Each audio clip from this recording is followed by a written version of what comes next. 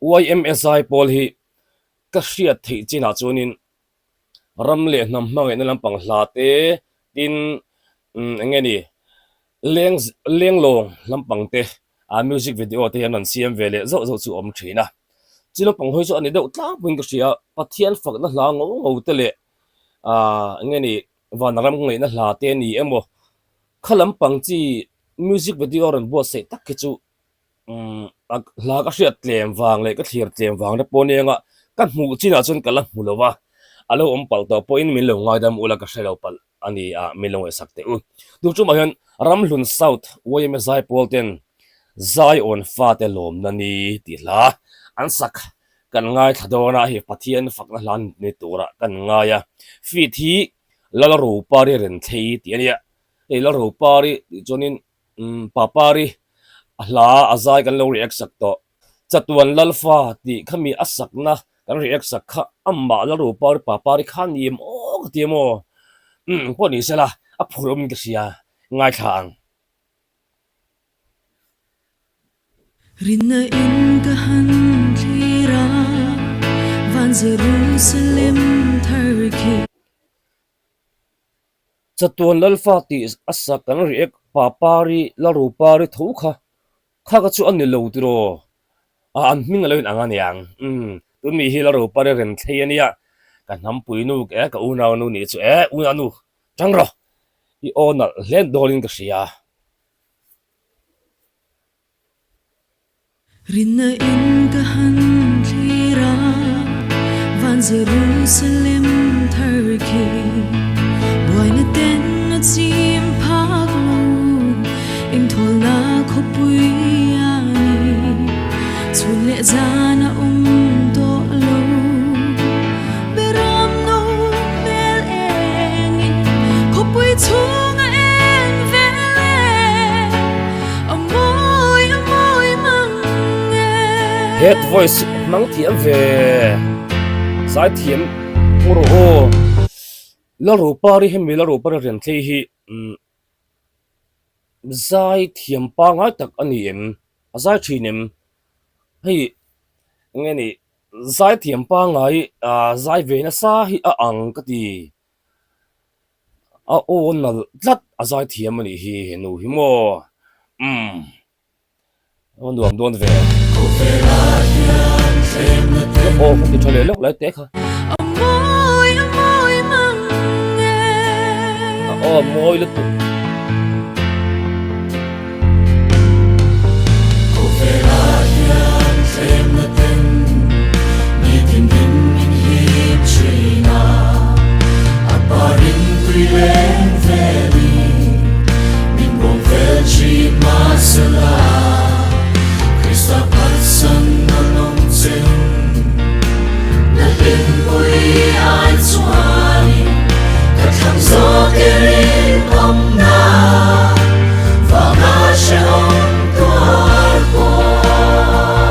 moi về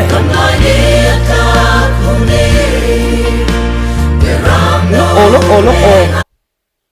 thil dang dei hei helai mi pa kamis ha halaya ding hi hmun nei hi edi to chong ani kha mizo film star mo embu sa de po vai si pai chang thiam de moi kha khami edi to chong kha ni le awa ang ve film star ka huin ka ria te de tro long na chuai thei long changi the leng ve nge ma o va ni mon do ne the block the leg is on Zion fa the long na ni tu na hian lo en to ro o ka to ma lok a la hi ka hredu to tlak ngein hria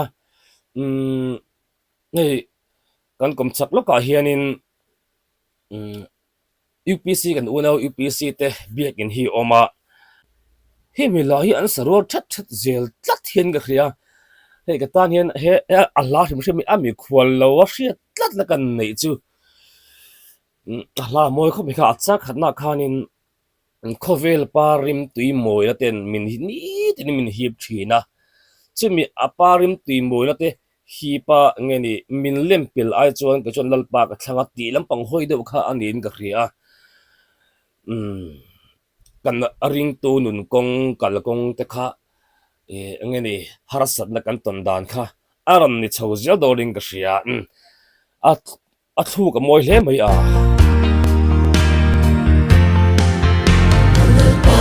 Suy tu ya Cơ thể na song song te hi Atan sâu cắt lan do a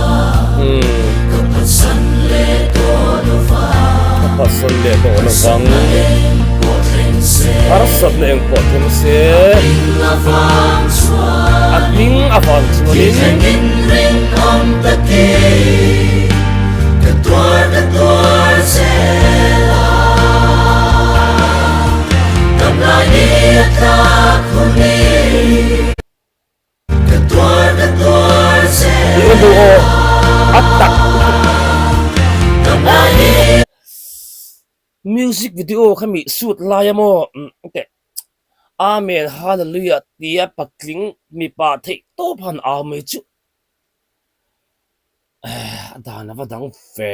sai pol oi ma sai pol mo an tak hle mai a mun van ve Để ram đâu em a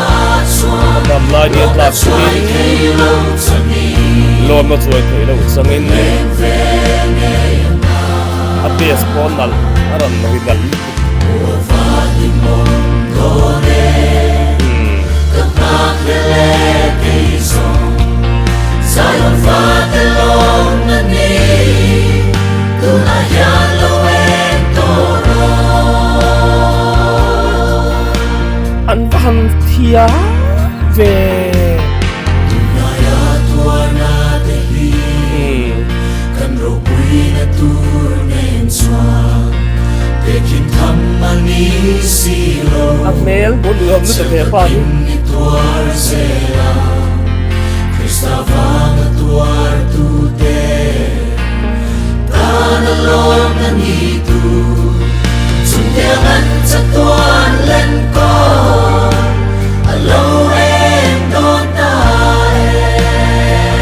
ai a mun Cầm nu lại ve đi ta khôn đi an tak lu tuk Để ram đâu em a choang Lom na choai khay lâu chẳng nghi Cần lên về nghe mà Mùa và linh môn đô đê moi lu tuk a bes pa mo Cây sông Zion pha tê lom na ni Tu na ya lâu em tô rô Cầm lại đi ta lắc in khai a hey YMSI Paul Pathian fak na la music video ran siam chun an ni mai theya abik takin tun mai an lo to ni point an lo ton ta sela tun nai tun era big a hi zonin an ni ba khian lo lo in ka hret tlata ramlun south branch YMSI Paul tele branch ramlun south YM branch member shim YM mingin chibai kabuk tak meu chewani avan luve te azai kha anti tak lut tuk hi hey love song kan sa ni emo pathian la kan sa ni emo leng zem leng long eng la polo sa ila ti tak tak ti tak tak zai mel mole anti tak tak o khriat chomo a feel dang ni adang lam lutuk mu anuama kan mit atitlaya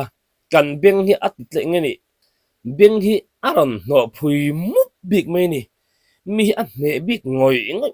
zai tak tak chumo maro chu pathian la big ro chu adang lam na em le react a har na em chu tharau mo hemi ahlam moi na rau satli mai ni lo hianin tharau thiang hlim ina athuam na tel lo chuanin anun zo lo thina wangin pathian fa na la te hi sak nun hara react po a har big ka de china maro chu tharau ngani nung taka in bua sei na that tak ne na te nga anon ti chuanin lo thile lo ngai thlak le ri khi an nuam bik ri chu a lo feel hi lo ngai thlak ya angen a hriat thei tak tak ani tu tum an music video po hi mo a mu anom le mu nuam le mai an zai tak lutuk mai le kha mi pa pakhat pe chu ban phar me ven halali amen te ron pe chon kha ni an mei chia le an vai mai hen mo an za hi an ti tak lutuk ani an zai thiam bok si ka ban fak em tu nang lai khovela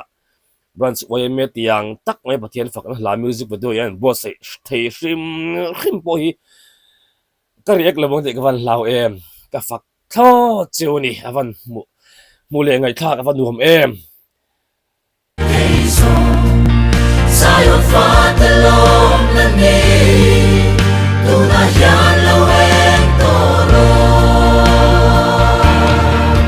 Damlay ni at kakhuni Perang amoy nong at suwan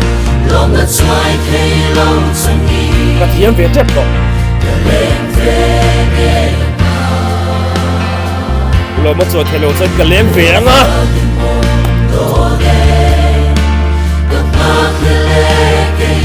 oh ka ga ve me song sai on fam lo ma ni Tunayan laweng toro tu da ni lo em to mai ro amoy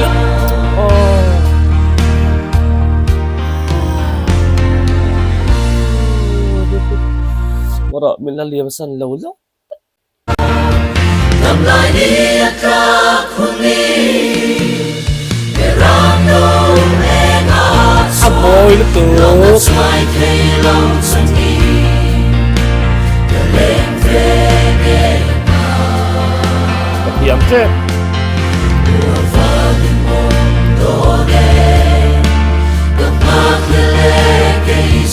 sai on fa Zion Fatalom na ni tu la hian lo em Tunayan laweng toro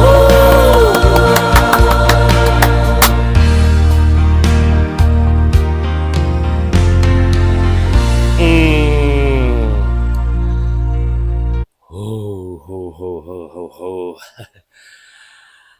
varo pi em van nuam em soi la soi nu ram lun sa branch oyeme ram lun sa branch oyeme kan tereng to mai do ni hi in van fak om em an sut angeni an music video su dan la chu on samte in how tak lo te in mo anon ti at hian on samte ti wa khan hei holam do in an ti na ani lo ania a how tak lo thei dan ber si class tak tho si kha an ngai to on sam takin ma so fel fai tak tho si kha mo ai an thuak po thak te helai keyboard met tu kha an conductor ni tura kan nga ya an conductor a fak khop mai hetiang la branch oi me sak tur ta na han than du na thil lo nei na sim po hi ke chon a fak om ka ti i hetiang hemi hla kher ni lo hlamoi deuh mo i aleng lo lam deuh te ni amo pa pathian fak na hla ram mangai hla ni amo nal deuh ron te chok than le te o nga ru kin kan lo cha reng tiang chau an zai thiam tho tani ram lun sat wei ma sai pol te pathianin chakna thrui lo pe chawin mal lo som zel chawro se tin du sakna kan hlan mol ani